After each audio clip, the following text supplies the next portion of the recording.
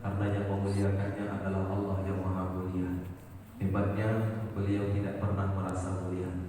Manusia yang besar, kebesarannya memang benar-benar besar, karena yang membesarkannya juga Allah yang Maha Besar.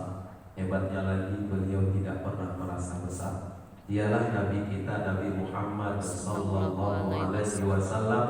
Allahumma sholli wa sallim wa barik alaihi. Mudah-mudahan semuanya kita yang hadir di sini, keluarga-keluarga kita, anak cucu, keturunan-keturunan kita, sahabat-sahabat kita, insya Allah semua kelak akan mendapatkan syafaatnya di yaumil mahsyar. Amin. Amin ya rabbal alamin. Bapak Ibu, seluruh jemaah yang dimuliakan Allah Subhanahu wa taala, kalau orang Melayu bilang tak kenal maka tak sayang maka tak cinta. Nama saya Arif Habibi Batubara. Memang kalau di Medan itu saya sering dipanggil dengan Uwas KW. Maksud Uwas KW itu Ustadz Abdul Somad KW. KW-nya Ustadz Abdul Somad itu ada di Medan. Bahkan kalau di YouTube itu, saya nggak punya channel YouTube pribadi, tapi banyak tempat-tempat yang saya berdakwah mereka upload itu ke YouTube. Kalau Bapak Ibu ketik Uwas KW, itu rating paling atas wajah saya yang muncul duluan. Jadi saya hadir di sini karena asbab mirip beliau. Sampai saya ke Maluku, ke Kalimantan, ke Sulawesi, itu bukan karena ceramah bagus atau ilmu saya hebat dari beliau, tidak, tapi karena muka saya, wajah saya mirip sama beliau. Jadi membawa keberkahan juga. Kalau mirip wajah saja berkah, apalagi ngamalkan ilmu yang diajarkan beliau. Jadi insya Allah mudah-mudahan kedatangan kami, saya datang bersama Yayasan Al-Barokah Provinsi Sumatera Utara yang di hadapan Bapak Ibu terlihat bannernya, itu foto dari Kiai Haji Tengku Zulkarnain almarhum, wafat pada tanggal 29 Ramadan 1442 Hijriah yang lalu, terpapar COVID-19 dan dimakamkan di Pekanbaru, daerah Palas. Kalau ke kuburan beliau itu kita lewati pesantren Nurul Adhar yang dimiliki, yang dibangun oleh Tuan Guru Ustadz Abdul Somad LCMA, gak jauh dari pesantren beliau. Kedatangan kami Yayasan Al-Barokah, saya sebenarnya bukan pengurus Al-Barokah, tapi saya diajak Al-Barokah untuk berdakwah di Kepulauan Riau, dan ini hari terakhir kami. Sudah 7 hari kami di Kepri. InsyaAllah 18.30 nanti kami kembali terbang ke Medan, Sumatera Utara. Mereka bawa saya hari Kamis yang lalu nyampe ke Batam. Nyampenya jam setengah 7 pagi, berangkat dari Medan kurang lebih sekitar jam 5 atau jam 4 saya sudah dijemput dari rumah. Subuh-subuh saya dijemput. Kenapa subuh-subuh dijemput?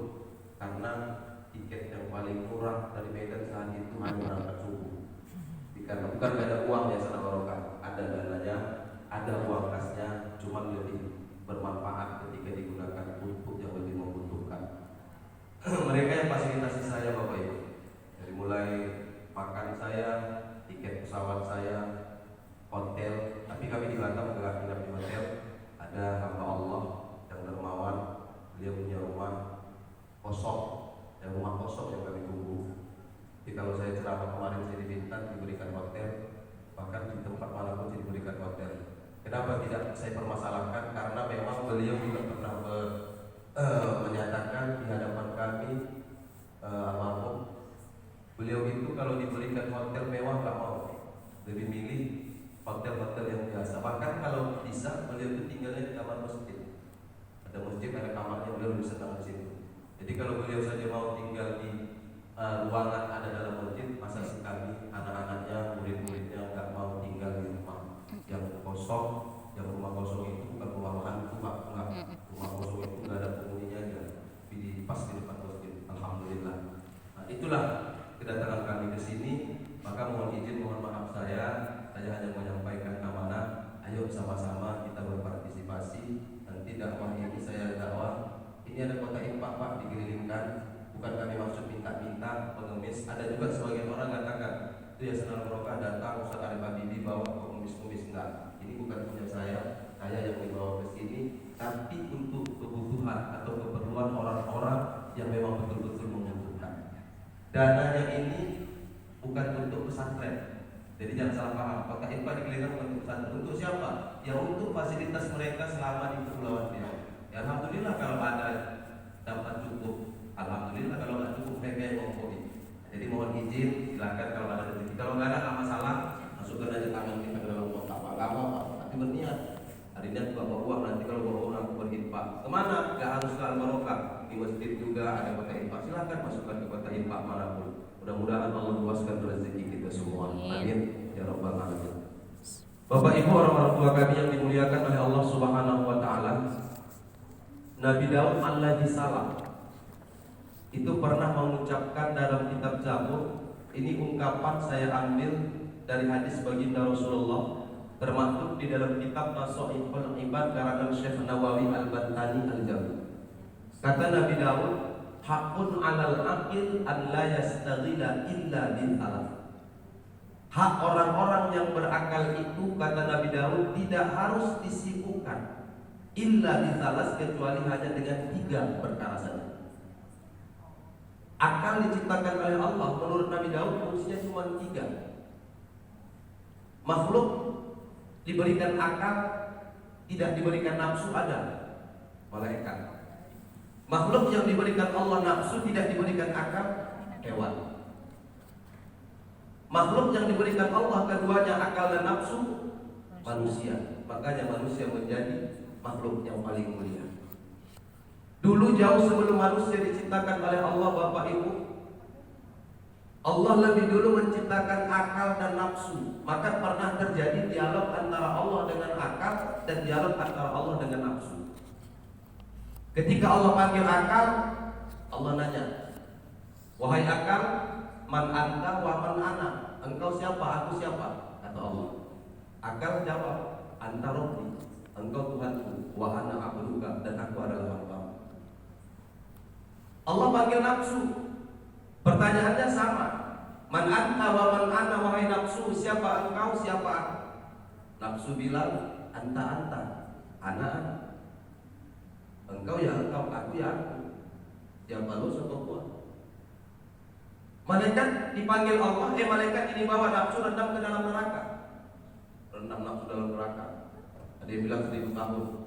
Kalau Imam Al-Ghazali dalam Mukashafatul Qulub mengatakan 100 tahun direndam dalam neraka. Neraka paling panas. Sudah direndam dalam neraka paling panas, dipanggil lagi sama Allah. Malaikat bawa lagi nafsu menghadap. Ditanya lagi, pertanyaannya enggak berubah. Man anta wa man ana. Tetap nafsu bilang anta, ana. Malaikat bawa lagi ini nafsu rendam lagi ke dalam neraka. Neraka mana ya? Neraka paling dingin.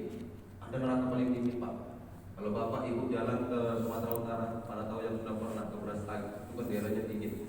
Kalau kita sholat di masjid berwudu, itu airnya seperti air es, dingin. Begitu dibasuhkan ke wajah, kepas, panas terasa wajahnya. Ternyata semakin dinginnya air itu bisa menimbulkan sebuah zat yang panas. Begitu juga neraka, paling dingin sehingga apa? Panasnya lebih luar biasa lagi. Dipanggil lagi sama Allah, ditanya lagi, nafsu, man anta wa man ana, engkau siapa, aku siapa? Tetap tak mau jawab. Kalau orang Mandailing bilang ke Jogal, udah dimasukkan dalam neraka, nggak ngompat juga. Dipanggil lagi sama Allah, malaikat, bawa lagi di nafsu ke dalam neraka. Neraka mana ya? Neraka panas sudah, neraka dingin sudah, bawa ke dalam neraka nahan. Neraka apa? Neraka lapar. Begitu dimasukkan ke dalam neraka lapar, minta tolong nafsu, ya Allah, aku nggak sanggup lama-lama, neraka panas kau masukkan, aku bisa bertahan, neraka dingin aku bisa bertahan, tapi neraka lapar aku tak sanggup bertahan, keluarkan aku dari neraka ini ya Allah. Dikeluarkan Allah, baru ditanya Allah, man anta wa man ana. Nafsu bilang anta rabbi wa ana abduka. 4 kali, Pak. Berarti nafsu itu bisa dikendalikan dengan apa? Menahan lapar. Makanya kata Rasul, kendalikan nafsumu, netralisir nafsumu dengan memperbanyak puasa sunnah. Karena itu yang bisa menetralisirnya. Nafsu gak bisa dihilangkan, tapi dinetralisir. Maka dalam kitab Al-Hikam karangan Imam Ibnu Athaillah Syakandari mengatakan, ketika di bulan Ramadan orang berpuasa, puasa itu mendahulukan kehendak Allah, menetralisir kehendak hawa nafsu. Dahulukan kehendak Allah. Itu nafsu. Manusia dua-dua diberikan Allah. Akal ada, nafsu ada. Akal itu taat Pak. Akal ini taat. Takwa, makanya malaikat itu takwanya, kerjaan malaikat berzikir terus. Sampai kapan? Sampai kiamat. Israel dapat nyawa tiap hari, malaikat Israel kerja. Ada yang nanya sama saya, Ustaz, Israfil apa tugasnya? Dia bilang niup sangkakala, niup trompet. Kapan dia tiup Ustaz? Nanti waktu mau kiamat. Jadi sekarang tugasnya nggak ada Ustaz, kata dia gitu. Jadi saya bilang, kan namanya Ustaz nggak mau kalah Ustaz, ada dalilnya. Kalau memang tugasnya niup trompet waktu kiamat, sekarang Ustaz kerjanya apa? Saya bilang niup trompetnya lah sebelum dia ngelap trompetnya sebelum ditiupnya. Saya bilang ada dalilnya. Kadang-kadang banyak begitu. Malaikat itu nggak pernah salah Pak. Di tempat ini, izin Bang, nama Bang kasih jawab. Nama asli Teten. Bang Teten. Kayaknya kalau nama Teten gak langka ya Bang. Kalau sempatlah di Batam ini ada 1000 nama orang Teten. Besok Teten yang mana dicabut Israel nyawanya, Israel gak pernah salah alamat. Pasti tahu Teten yang mana. Ini misalnya aja Bang, pasti gak Teten sini lah. Jangan khawatir, jangan takut lah. Ini contoh aja. Cuma satu ya kan? Cuma satu pula, berarti nggak mau bicara alamat lah. Nggak akan pernah salah alamat Israel cabut nyawa. Malaikat itu nggak salah. Binatang begitu juga. Diberikan nafsu, binatang itu nggak pernah mikir. Coba lihat nanti Idul Adha. Berapa banyak hewan-hewan yang diikat di depan masjid. Kadang kita sholat Id Pak, itu hewannya di sebelah kita. Orang sholat dia buang kotoran. Ada dia mikir orang sholat? Ada dia mikir. Kenapa? Memang gak ada akalnya. Ada ayam buang kotoran di teras rumah. Ini kebanyakan perempuan-perempuan. Istri kita sudah ngepel lantai, sudah bersihin rumah, tiba-tiba ayam buang kotoran, dia keluar. Ini memang gak ada lah akal ayam ini. Ya memang ayam gak ada akal. Yang gak ada akal sebenarnya siapa? Ayamnya atau yang dia? Dia aja udah tahu dia ayam gak punya akal, mau dia ngomong sama ayam. Nah itu kalau kita mengutamakan akal kita untuk hidup ini, kita bisa lebih mulia dari mereka. Tapi kalau nafsu yang mengendalikan akal, tidak menutup kemungkinan kita juga bisa lebih hina daripada seorang seekor hewan dan binatang. Tanyakan akal ini kemana kita aplikasikan, kemana kita fungsikan semasa sisa-sisa kehidupan ini. Nabi Daud menggambarkan 3 saja. Kalau kita 300-3000 mungkin fungsi akal setiap hari Pak. Ya kan? Belum dapat kerja mikir, akal kita kapan waktu bisa kerja.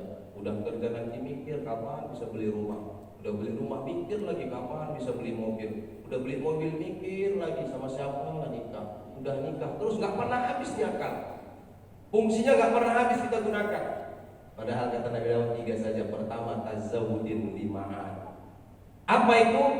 Pikirkan apa bekal yang sudah kau siapkan untuk pulang kampung. Bukan pulang kampung di dunia, pulang kampung ke kampung abadi, yakni akhirat. Akhirat itu kampung abadi. Pak, di Batam ini banyak orang perantau. Di sini perantau banyak. Perantau dari mana? Yang kalau pulang kampung bawa bekal nggak? Bawa. Kadang-kadang nggak punya uang, utang pun kita mau. Kita usahakan bekal sebanyak-banyaknya mau pulang kampung. Nggak punya uang, menghutang. Itu pulang kampung di dunia. Pulang kampung akhirat, apakah segigih itu kita siapkan bekalnya? Akhirat kampung abadi. Dan kita nggak tahu. Hari ini Bapak Ibu, mohon maaf, bisa jadi sholat zuhur terakhir. Atau saya tanya Bapak Ibu yang hadir di sini, ada nggak yang berani angkat tangan? Saya tanya, asar nanti masih hidup. Yang masih hidup waktu asar nanti itu angkat tangan. Ada yang berani? Ada yang berani. Artinya apa? Kematian itu nggak bisa kita tahu kapan. 3 dirahasiakan Allah tentang kematian. Pertama, al-makan, tempat di mana kita wafat, itu rahasia Allah. Nggak ada yang tahu. Almarhum domisili di Medan. Dakwah di Pekanbaru, sakit, terpapar COVID, meninggal di Pekanbaru. Amanah beliau, selama beliau berdakwah dimanapun wafat, jangan bawa saya pulang ke Medan. Makamkan dan kuburkan jenazah saya di sini. Tempat itu, daerah itu maksud. Kenapa beliau nggak tahu wafatnya di mana? Kalau beliau tahu wafat di Pekanbaru kemarin, saya yakin nggak akan pernah beliau dakwah ke Pekanbaru. Kita pun Pak, kalau tahu kita wafat di Batam, saya rasanya besok kita semua rame-rame pindah dari Batam. maulah di Batam. Kenapa? Aku wafatnya di Batam. Kalau pindah dari Batam berarti nggak meninggal. Tapi Allah rahasiakan, kita nggak tahu di mana kita meninggal. Yang kedua, az-zaman, waktunya kapan? Mau hari ini, mau besok, mau minggu depan, mau bulan depan. Karena yang tahu rahasia Allah. Yang ketiga, asbab. Sebabnya apa? Itu rahasia Allah. Makanya saya kemarin ada orang, mohon maaf nih, ada orang bilang COVID itu yang menyebabkan mati. COVID itu yang mematikan, bukan COVID yang mematikan. COVID itu sebabnya. Yang mematikan tetap Allah. Hanya sebab aja dikirim Allah. Kalau Allah nggak kasih sebab, itu Israel protes Pak sama Allah. Israel protes, ya Rabb, aku nggak mau cabut nyawa manusia. Kenapa? Nanti manusia benci sama aku. Loh kok bisa benci? Ya iyalah, aku turun cabutin nyawa mereka. Kan malah manusia nanti bisa benci. Allah bilang apa sama Israel? Israel, kau nggak usah pikirkan manusia itu benci atau tidak sama kau. Tugasmu cabut aja nyawanya, sebabnya biar aku yang kasih, kata Allah. Kasih sebab. Banyak harta nggak meninggal juga. Pintar nggak meninggal juga. Dokter spesialis hebat apapun, berobat ke Singapura, dokter harta di Singapura sana. Kalaupun dia sakit, dia nggak bisa nunda kematiannya. Jantung plastik ada, ginjal plastik, batok kepala plastik ada, tapi itu nggak bisa nunda kematian. Karena kata Allah jelas, idza jaa ajaluhum la yastakhiruna sa'ah wa la yastaqdimun. Dimajukan nggak bisa, dimundurkan nggak bisa, walaupun sedetik. Kalau sudah kematian itu datang. Dulu Bapak Ibu ada salah satu program di TV, namanya Dokter Os. Pernah dengar Pak? Dokter Os, tampan dokternya. Itu kalau nonton belajar hidup sehat. Saya mohon izin, saya ahli hisab. Saya perokok, berniat sekali meninggalkan rokok. Saya belajar, saya tonton itu, asik saya nonton. Setiap jam 2 siang itu tayang, saya tonton. 2 bulan saya ikutin Pak. Itu saya asik ikutin itu, dia meninggal. Padahal saya mau belajar hidup sehat sama dia. Dianya meninggal. Gara-gara dia meninggal Pak, tak jadi saya berhenti merokok. Dia juga merokok meninggal. Maksudnya bukan saya katakan silakan merokok, enggak. Jangan kita jadikan itu yang mematikan, itu sebabnya. Ada orang sebab meninggal karena tabrakan, ada orang meninggal karena kecelakaan, ada karena sakit, ada karena ibadah. Ya kita berharap kita meninggal asbabnya asbab yang baik, mati pun kita kelak dalam keadaan husnul khatimah. Amin ya rabbal alamin. Itu hanya sebab saja, itu rahasia Allah. Kita tidak tahu. Maka kalau kita tidak tahu kematian itu kapan datang kepada kita, kapan kita pulang kampung ke kampung akhirat, ayo siapkan bekal kita untuk pulang kampung ke sana. Apa bekalnya? Hanya amal ibadah yang menjadi bekal. Karena yang lain. Ya kalau ada, mohon maaf kita punya jabatan kita gunakan untuk membantu orang, bantu umat, itu manfaat bagus. Ilmu kita bermanfaat, bagus gunakan untuk membantu umat, untuk kemaslahatan. Karena kalau Nabi selesai sholat itu nggak pernah tinggal berdoa, Allahumma inni as'aluka ilman nafi'a, itu rizqan halalan thayyiban. Nabi terus minta, ya Allah berikan aku ilmu yang bermanfaat. Ya hari ini mohon maaf, kalau ditanya di Indonesia, di negara kita banyak orang berilmu kan? Banyak Pak. Tapi kadang-kadang ilmu yang mereka miliki bukan untuk bukan untuk kemaslahatan, tapi ilmu yang mereka miliki tidak diamalkan sehingga apa? Runtuh dan jatuh harga dirinya karena ilmu yang dia miliki. Banyak kan orang sekarang hanya mencari pembenaran, bukan mencari kebenaran. Dalil dilaga-laga Pak. Yang sana sholatnya goyang-goyang terlucu, yang tinggal goyang-goyang, ngapain ribut? Kan banyak nih kejadian. Dalilnya ada ini, yang sana bilang dalilnya ini. Dalilnya juga dari Rasul, dua-dua bukan ucapan Rasul mau dilaga-laga. Rasul nggak salah, yang salah siapa? Orang yang mempermasalahkan itu yang salah. Banyak orang pintar, rusak harga dirinya, jatuh marwahnya. Kenapa? Karena sombong dengan ilmunya, sombong dengan jabatannya, sombong dengan hartanya, semua Allah binasakan. Kalau harta kita banyak bisa nunda kematian, mohon maaf, korun Pak, kurang apa banyak hartanya.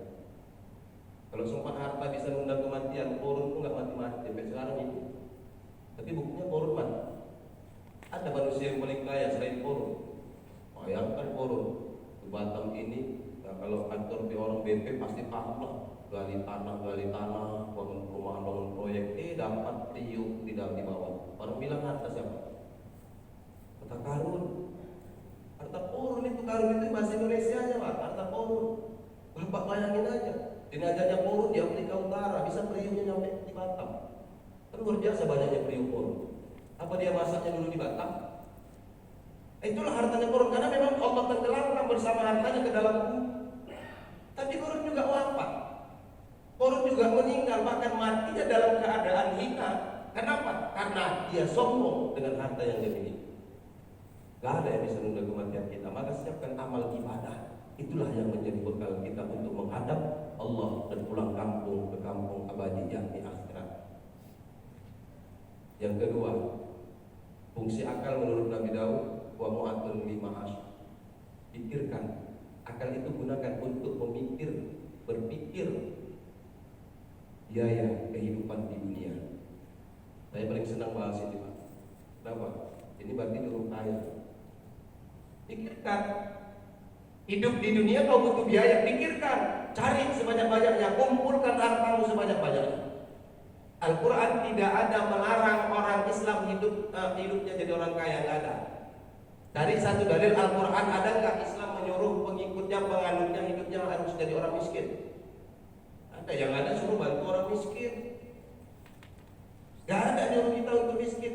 Setiap Jumat kalau di Medan sana sering tuh sebelum azan dibacakan surah Jumat.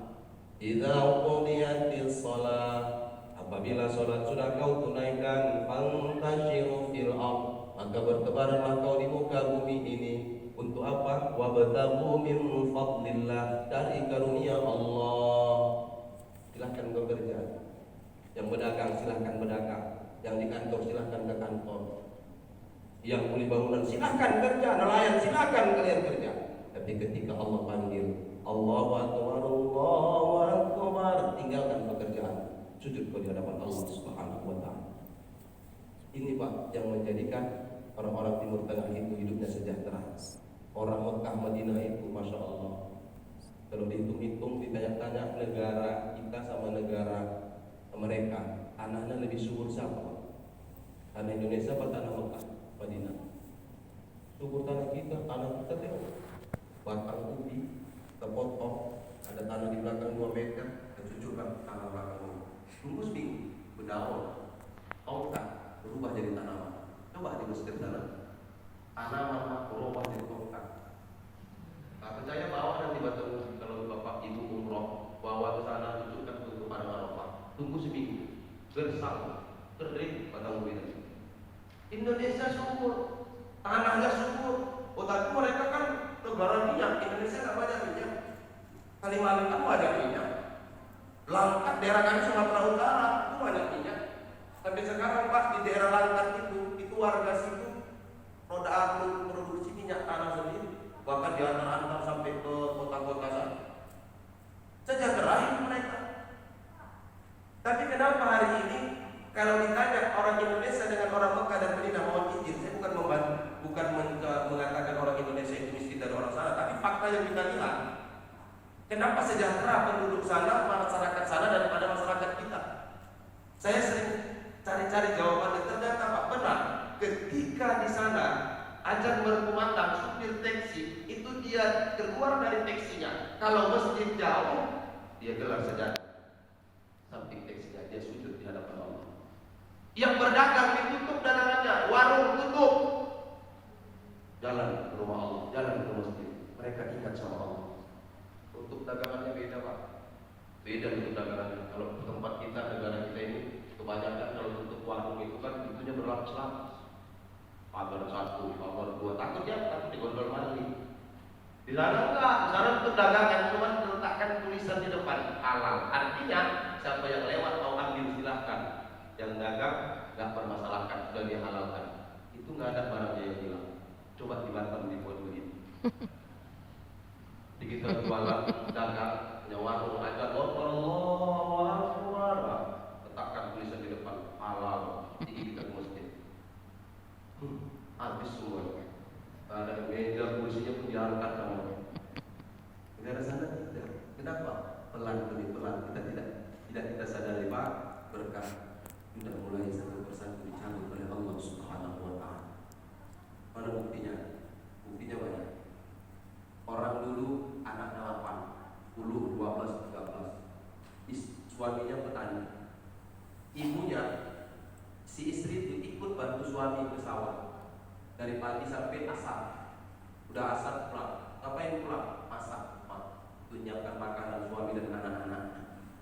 Nyampe di rumah, masaknya nggak seperti istri-istri sekarang. Orang-orang dulu masaknya, bapak mungkin lebih duluan ngalamin dari saya. Saya masih jauh lebih muda dari bapak.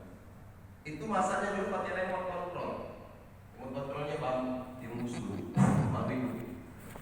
Sekarang kan nggak tinggal. Masa nasinya itu lama. Tapi suaminya pulang dari sawah, anaknya pulang semua dari sekolah. Waktu sholat maghrib selesai mereka makan bersama Pak.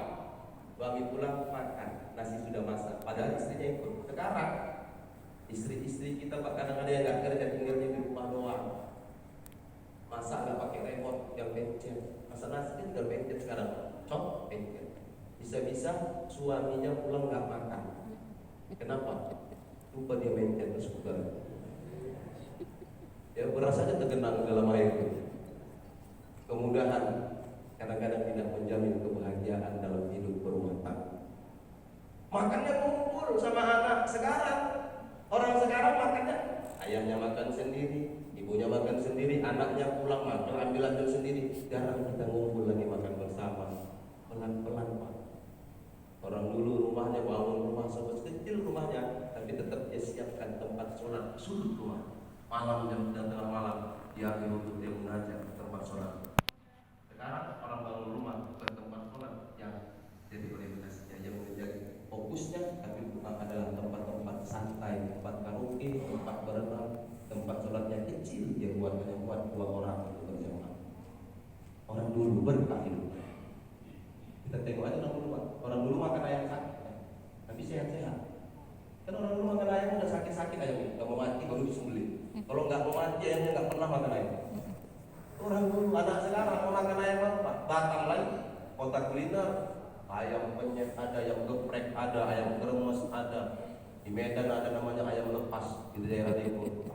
Mau makan ayamnya Pak, itu mesannya 1 jam sebelum makan pesan dulu. Kenapa? Ayamnya lepas semua. Rangkapin lagi orang. Macam-macam ayam. Anak sekarang mudah. Tinggal cari ada GoFood, tinggal order datang antar ke rumah. Yang dimakan ayam sehat. Nanti anak-anaknya sakit. Orang dulu makan ayam sakit, sehat. Orang sekarang makan ayam sehat, berkah dicabut satu persatu oleh Allah Subhanahu wa taala. Cari kumpulkan hartamu nggak masalah. Tapi ingat harta yang kau cari untuk apa? Bukan untuk menyombongkan diri, tapi untuk mengangkat marwah dan derajat agama Islam itu sendiri. Angkat di masjid, masya Allah. Dipegang, tapi punya saya juga, karena saya ada giginya. Dari pagi, bapak alhamdulillah mampu, kan bermanfaat hartanya. Selama ini digunakan orang untuk beribadah, Pak, ditransfer pahalanya orang ibadah itu kepada beliau, walaupun beliau sudah wafat dan meninggal dunia. Masya Allah. Bermanfaat, angkat derajat agamamu, angkat marwah agamamu. Sekarang orang Islam itu kadang-kadang direndahkan. Kenapa? Ya karena kita Pak pelit dengan harta kita. Silakan kan. Gak ada ibadah dalam Islam tanpa pakai uang. Coba dari rukun Islam Pak, mana di antara 5 rukun Islam itu yang gak menggunakan harta? Syahadat pakai harta kan? Kalau lahir sebagai Islam gak pakai harta Pak. Tapi kalau dia mulai dari kafir masuk Islam, mualaf, lapor dulu, ada administrasi bayar. 2, sholat ada nggak pakai harta itu tidak sholat. Ini misal kembali belikan pakaian, cuci tempat, cuci pakaian, cuci badan, nyucikan pakaian pakai air belika, sabun belika, cuci badan, nyucikan tempat, menggaji, mohon maaf nih, menggaji pengurus masjid yang bersihkan masjid, itu bagian dari kemakmuran masjid. Membangunkan masjid itu termasuk menggaji orang yang kerja di masjid, itu bagian dari memakmurkan masjid. Bahkan gaji imam itu juga bagian dari membangun masjid. Mohon maaf, kadang-kadang orang nggak paham. Masa imam digaji? Masa muslim masjid digaji? Dan kita tukar yang jaga masjid kerja di kantor bapak yang kerja di masjid, bapak nggak digaji, mau nggak kira-kira? Dia punya keluarga, itu bagian membangunkan masjid. Ada waktu kita sholat masuk, pengurus masjid, imam masjid nunggu di depan. Bapak mau sholat, ya sholat apa? Sholat zuhur. Pakai qobliyah atau pakai ba'diyah?